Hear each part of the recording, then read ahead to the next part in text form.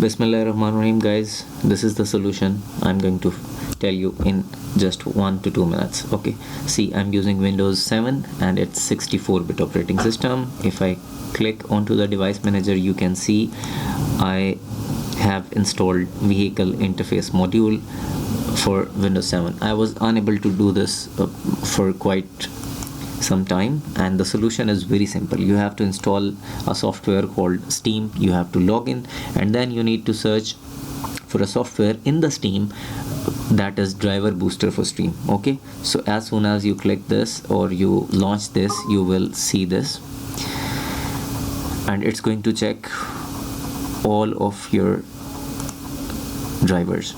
Now when there is no driver installed, what will happen, that you will see VIM or M-VCI over here with the yellow card.